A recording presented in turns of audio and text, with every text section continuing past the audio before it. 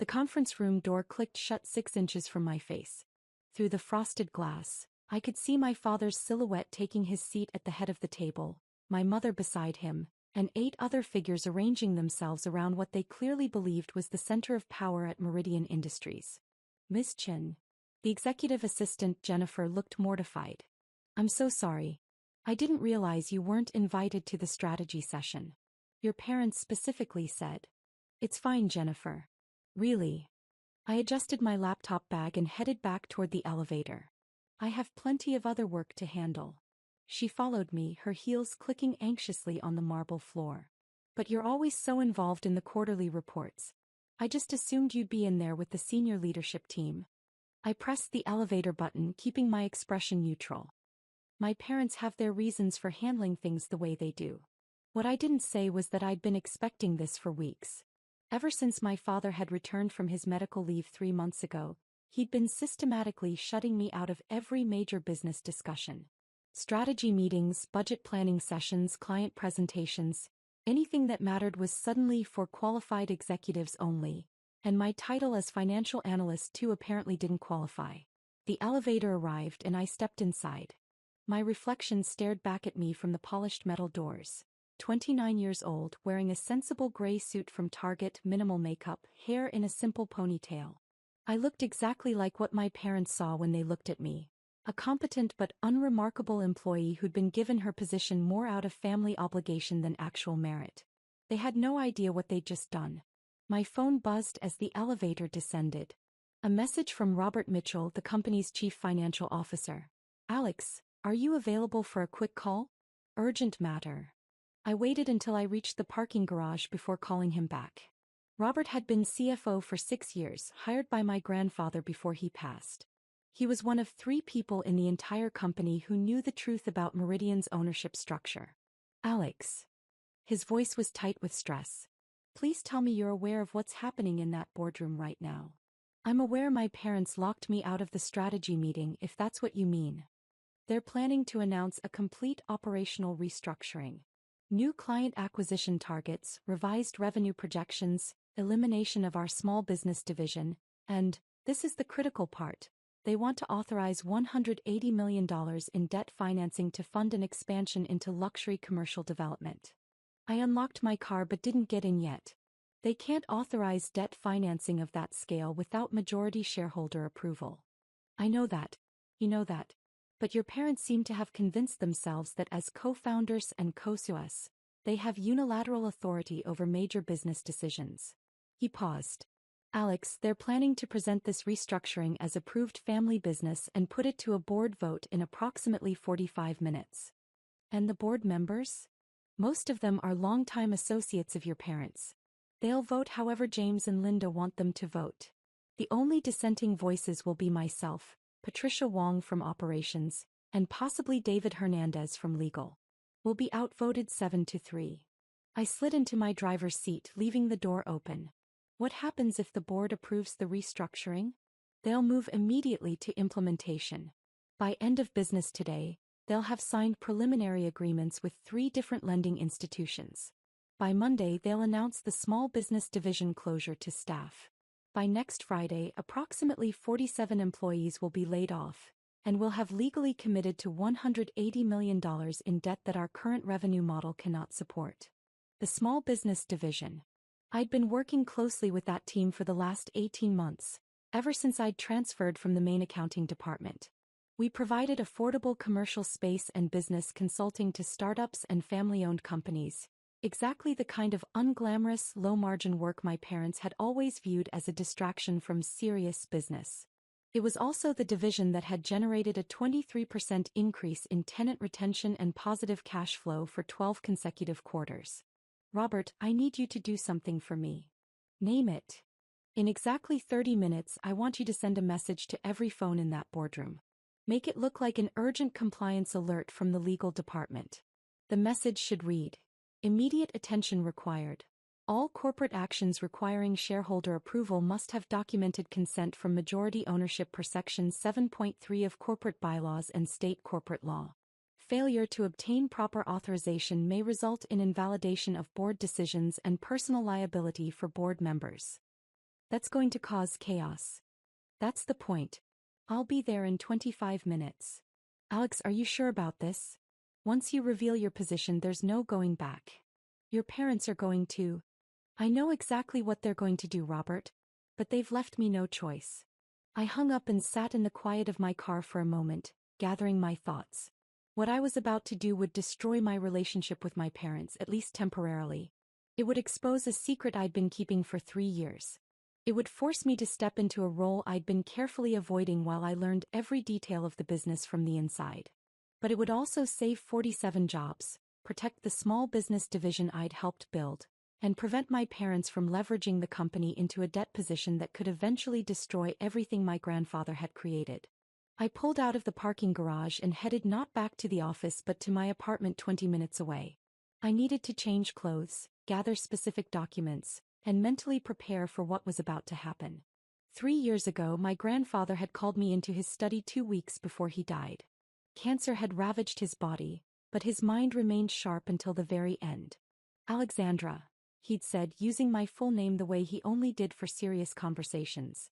I need to tell you something about your inheritance, and I need you to listen very carefully without interrupting. I'd sat across from him, watching the afternoon light filter through the windows of the house where I'd spent so many childhood summers. Your parents are excellent at what they do: client relations, public presentation, strategic networking. Your father has a gift for identifying emerging market trends, and your mother knows how to build relationships with high-value clients. They've grown Meridian from a mid-sized regional firm into a major player in commercial real estate development. He'd paused, his breathing labored. But they don't understand the foundation. They see the company as a vehicle for growth and profit, which isn't wrong, but it's incomplete. Meridian succeeds because we build lasting relationships, because we support businesses at every level, because we value stability over speculation. I understand, Grandpa. Your parents are going to want to transform Meridian into something flashier, more aggressive. And in the short term, that might generate impressive returns. But in the long term, it will compromise everything we've built. He'd looked at me with an intensity that was almost painful. That's why I'm transferring controlling interest to you. I'd been 26 years old, working as a junior accountant in Meridian's finance department, living in a modest apartment and driving a 12-year-old Subaru.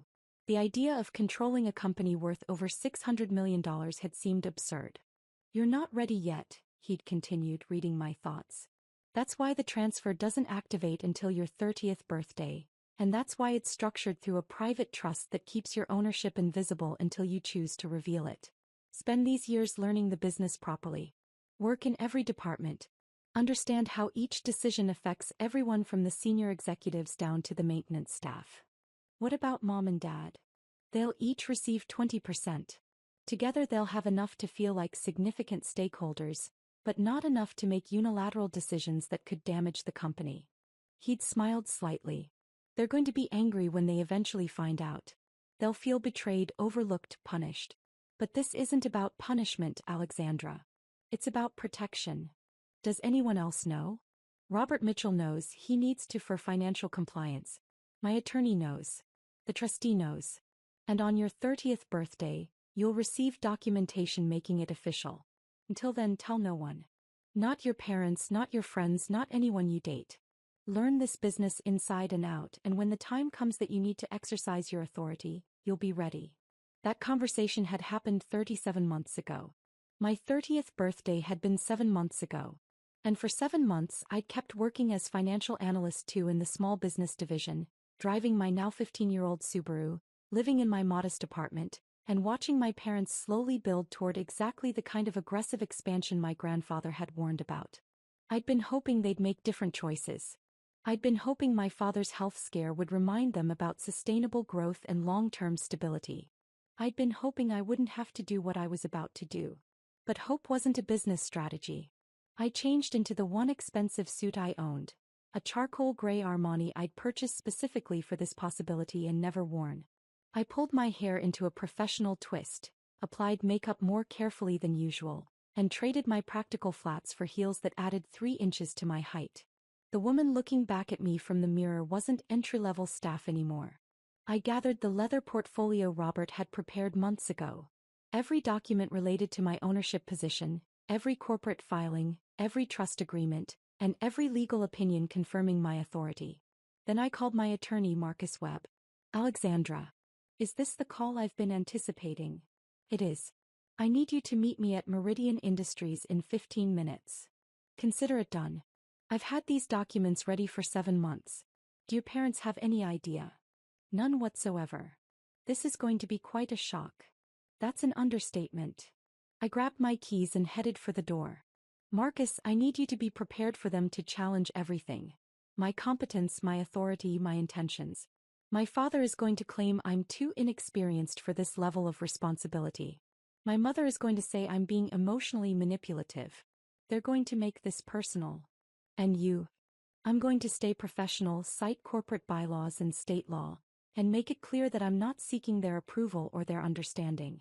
I'm exercising legal authority that was transferred to me by the company's founder and upheld by every relevant legal entity. That's exactly the right approach. I'll see you soon. The drive back to Meridian took 18 minutes. I used the time to review the key points I needed to communicate: the legal structure of my ownership, the specific corporate actions that required my approval, and the alternative strategy I'd been developing for the last 6 months. Because I wasn't just stopping my parents' restructuring plan. I was replacing it with something better. I arrived at Meridian at 2:47 p.m. The strategy meeting had been scheduled to run from 2 to 4 o'clock, which meant my parents were likely in the middle of their presentation right now. Robert's compliance message would have gone out exactly 12 minutes ago. Marcus was waiting in the lobby, a slim leather briefcase in hand. Ready. As I'll ever be. We took the elevator to the executive floor. Jennifer looked up from her desk, her eyes widening when she saw me in my transformed appearance. Miss Chin? I didn't expect to see you back. I need to interrupt the strategy meeting, Jennifer. I'm not sure that's. Your parents were very clear that they didn't want disruptions. Marcus stepped forward smoothly. This is a matter of corporate compliance and legal necessity. Ms. Chin has authority to interrupt this meeting under Section 7.3 of Meridian Industries corporate bylaws. Jennifer looked between us, clearly uncertain. Before she could respond, the conference room door opened and Robert emerged, his expression carefully neutral. Alexandra. Perfect timing. The board has just received some information that requires your immediate input. Through the open door I could see my parents at the front of the room, both of them holding their phones and looking confused. The other board members were similarly distracted, several of them typing rapidly on their devices. What's going on? My mother was saying. Who sent this message? Robert, is this from your department? In a manner of speaking, yes. Robert stepped aside, gesturing for me to enter. Ms. Chin is here to address the compliance concern. I walked into the conference room, Marcus beside me, and the conversations died immediately. My father stared at me, his confusion shifting rapidly to irritation. Alexandra, this isn't a good time. We're in the middle of a critical strategy discussion. I'm aware. I'm here because that strategy discussion includes corporate actions that require majority shareholder approval, which you don't have. My mother set down her phone. Sweetheart, I don't know what you've been told, but this is really a matter for senior leadership. I'm not here as senior leadership, Mom. I'm here as the majority shareholder of Meridian Industries. The silence that followed was absolute. My father's face went through several expressions: confusion, disbelief, and finally a condescending smile. Alexandra, I don't know where you got that idea, but your mother and I are the co-founders and co-owners of this company. We each hold 50%. No, Dad. You don't. I set my portfolio on the table and opened it, distributing packets to each board member. What you're receiving is complete documentation of Meridian Industries' ownership structure as established by Robert Chen's will and upheld through the Chin Family Trust. Marcus stepped forward, his voice carrying the weight of legal authority. My name is Marcus Webb, Corporate Counsel for the Chin Family Trust. I'm here to clarify the actual ownership distribution of Meridian Industries, which appears to have been misunderstood by certain parties. One of the board members, a man named Thomas who'd been my father's friend for 20 years, opened his packet. This says 58% to Alexandra Chin? That's correct, Marcus confirmed. Robert Chin, founder of Meridian Industries, established a family trust in 2019 that would transfer controlling interest to his granddaughter Alexandra upon her 30th birthday, which occurred 7 months ago. James and Linda Chin each hold 20%, with the remaining 2% distributed between minor family members in educational trusts. My mother had gone very pale. That's not possible. Dad would have told us. He did tell you, Mom. He revised his will 4 years before he died, and you were both present when the attorney explained the trust structure. You chose not to take it seriously because you assumed I'd never exercise my authority, or that you could convince me to sign proxy agreements that would give you effective control. My father's hands were gripping the edge of the table. This is absurd. You're a financial analyst. You have no executive experience, no leadership background.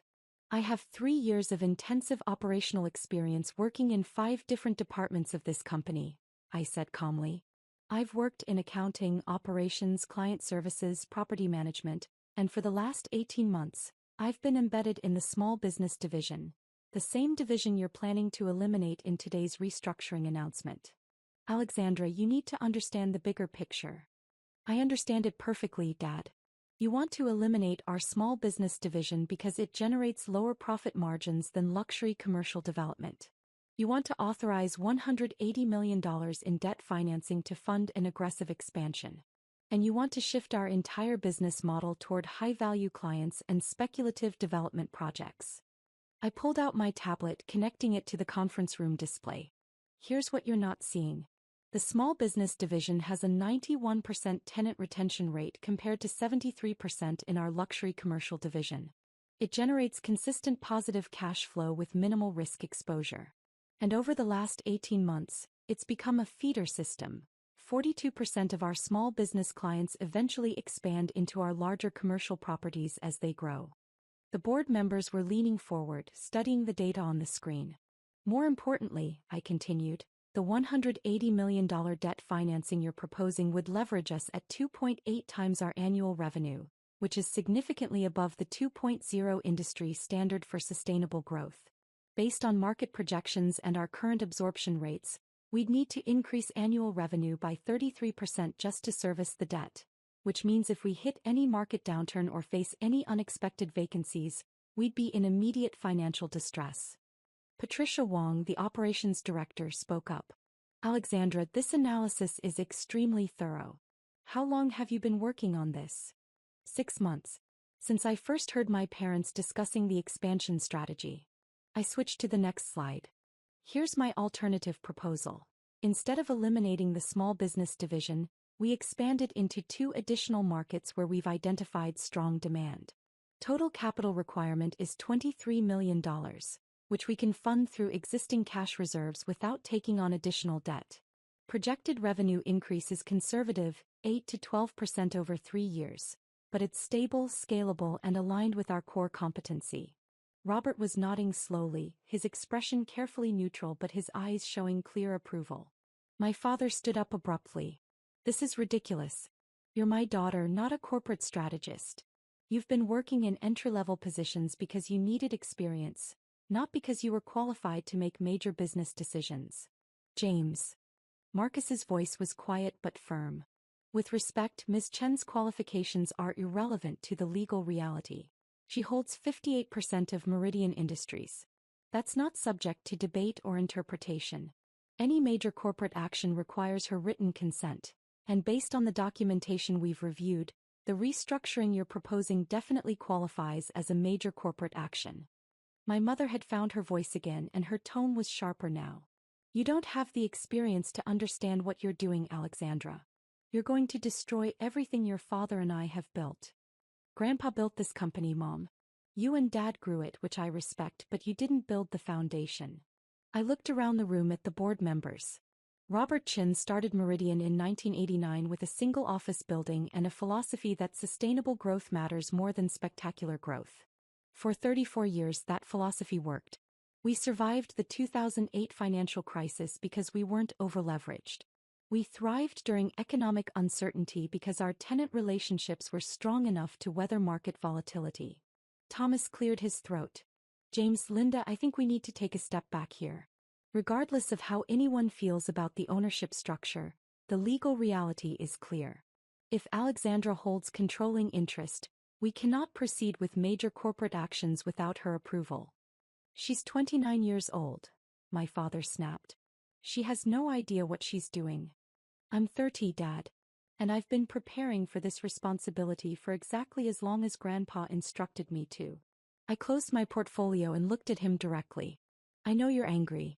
I know you feel like Grandpa betrayed you or that I've been conspiring behind your back. But this isn't about betrayal. It's about protecting a company that supports 237 employees and their families, maintains relationships with over 300 business tenants, and generates stable returns for all shareholders. You have no right. I have every right. Legally, ethically, and morally. I turned back to the board. I'm formally denying approval for the proposed restructuring as presented. The small business division will not be eliminated, the $180 million debt financing will not be pursued, and no employment terminations will occur as part of this strategy revision. David Hernandez, the legal director, spoke up. Ms. Chen, as majority shareholder, you have authority to deny board proposals, but you also have a fiduciary duty to act in the best interests of all shareholders. Your parents still hold 40% combined. Do you have an alternative strategy that addresses their concerns about growth and market positioning? I do. I pulled up a different presentation. This is a 5-year strategic plan I've been developing with input from department heads across operations, finance, and business development. It maintains our small business division while also pursuing targeted growth in medical office properties and professional services space, 2 sectors with strong fundamentals and lower volatility than luxury residential conversion. For the next 20 minutes, I walked through the analysis. Market research, financial projections, risk assessments, implementation timelines.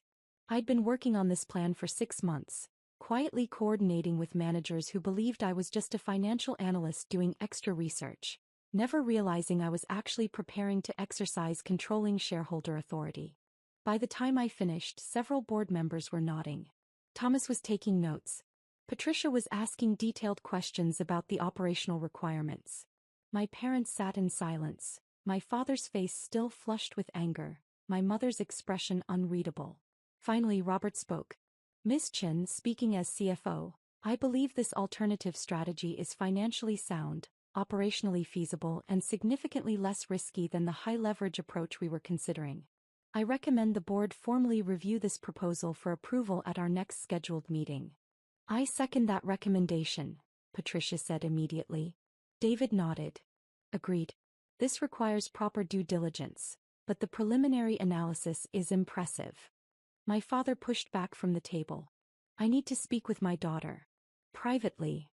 James, I don't think, Robert began. Now, my father said, his voice tight. I looked at Marcus, who gave me a slight nod. I'll be in the hall, he said quietly. My parents and I walked to my father's office in silence. The moment the door closed, he turned on me. How could you do this? After everything we've done for you, after we gave you a position at this company? You gave me an entry-level position and consistently blocked me from any real responsibility, I said calmly. Every time I tried to contribute to strategic discussions, you dismissed it as inexperience.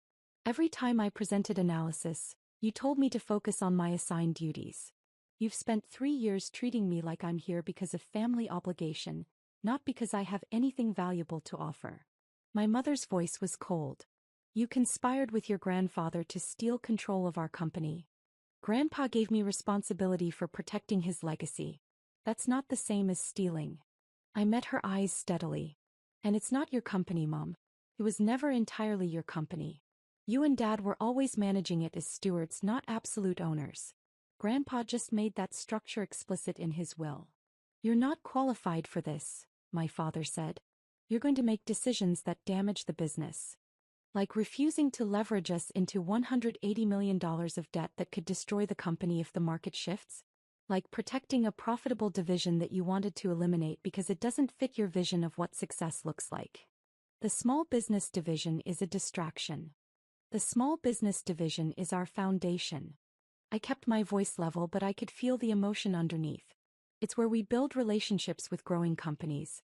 It's where we prove that we're not just another corporate landlord extracting maximum rent. It's what makes Meridian different from every other commercial real estate firm in this market. My mother shook her head. You're being naive. Business isn't about relationships and philosophy. Business is exactly about relationships when you're in commercial real estate, Mom. Our tenant retention rate is our competitive advantage. Our reputation for supporting growing businesses is why we can maintain 93% occupancy even in economic downturns. Grandpa understood that.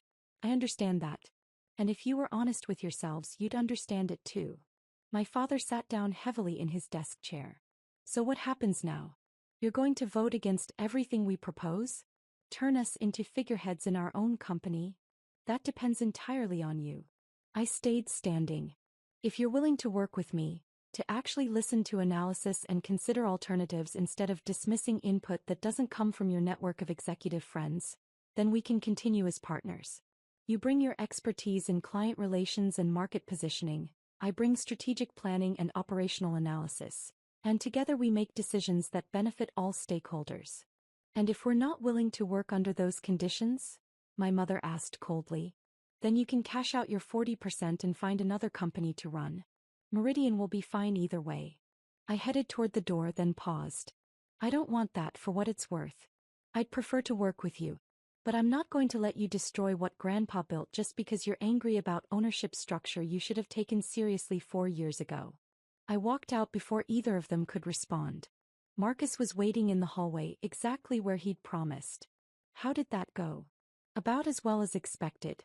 They're furious, hurt, and convinced I'm going to ruin everything. I rubbed my temples. This is going to be complicated for a while. Change usually is. He fell into step beside me as we headed toward the elevator. For what it's worth, that presentation you gave was exceptional. Your grandfather would be proud. I hope so. We stepped into the elevator and I finally allowed myself to acknowledge how exhausted I felt. Marcus, what happens next? Legally, I mean. The board will schedule a formal review of your strategic proposal, likely within 2 weeks. Your parents have the right to present counter-proposals, which they almost certainly will. If they decide they can't work within the ownership structure, they can pursue a buyout of their combined 40%, but that would require you to either purchase their shares directly or find outside investors willing to buy in as minority shareholders. What's 40% of Meridian worth? Approximately $240 million at current valuation. I whistled softly. That's going to be an interesting conversation. My phone buzzed. A message from Robert. Small Business Division wants to thank you. They heard rumors of restructuring and were terrified. Can I tell them their division is safe? I typed back, yes. And let's schedule a meeting with the division heads tomorrow. I want to hear directly from them about growth opportunities. The elevator reached the parking garage. Marcus walked me to my 15-year-old Subaru, which looked ridiculous next to the Mercedes and BMWs surrounding it. You know, he said, you might want to consider an upgrade eventually. Majority shareholders typically maintain certain appearances. I looked at my reliable, slightly dented car and smiled. Maybe. But this Subaru has gotten me through 3 years of learning this business from the ground up. It feels wrong to abandon it just because my title changed. Your grandfather drove a 10-year-old pickup truck until the day he died, Marcus pointed out. I think he'd understand. I drove home slowly, my mind processing everything that had happened. In the space of 2 hours, I'd revealed a secret I'd kept for 3 years, challenged my parents' authority in front of the entire board, presented an alternative strategic plan I'd been developing in secret, and fundamentally altered my relationship with the 2 people who'd raised me. My phone rang. My mother's number. I considered not answering, then decided that avoidance wouldn't help anyone. Hi, Mom. Your father and I need time to process this. Her voice was strained but more controlled than it had been in the office. We're not ready to discuss business partnership or strategic collaboration yet. I understand. But we're also not ready to cash out and walk away. She paused. Your grandfather trusted you with this responsibility for a reason. I may not agree with his decision, but I respected him too much to ignore it completely. So we're going to review your strategic proposal properly, and we're going to see if we can find a way to work together. Thank you, Mom. That's all I'm asking. Don't thank me yet. We're still furious, Alexandra. And this is going to take a long time to work through. I know. After she hung up, I sat in my apartment parking lot for several minutes, emotionally drained but also feeling something unexpected: relief. For 3 years I'd carried the weight of this secret. For 3 years, I'd watched my parents make decisions I disagreed with while staying silent, learning, waiting for the moment when I'd need to exercise my authority. For 3 years I'd been living a double life: entry-level analyst on the surface, controlling shareholder underneath. Now the truth was out. My parents knew. The board knew. And tomorrow the entire company would know. Everything was about to change. I grabbed my laptop bag and headed into my modest apartment. The place I'd chosen specifically because it was close to several of Meridian's properties and I wanted to understand the neighborhoods where we operated. Eventually I'd probably need to move somewhere that matched my actual financial position. Eventually I'd need to upgrade my wardrobe beyond one expensive suit. Eventually I'd need to look like what I actually was. But not today. Today I'd saved 47 jobs, protected a division I believed in, and honored my grandfather's trust in me. That was enough. I changed out of my Armani suit and back into comfortable jeans and a sweatshirt. Then I opened my laptop and started drafting talking points for tomorrow's meeting with the small business division heads. Because the real work was just beginning. My grandfather had given me controlling interest in Meridian Industries. But control wasn't the same as leadership and ownership wasn't the same as authority. Those things had to be earned through competence, consistency, and care for everyone who depended on the company's success. I'd spent 3 years preparing for this moment. Now I had the rest of my career to prove I deserved it.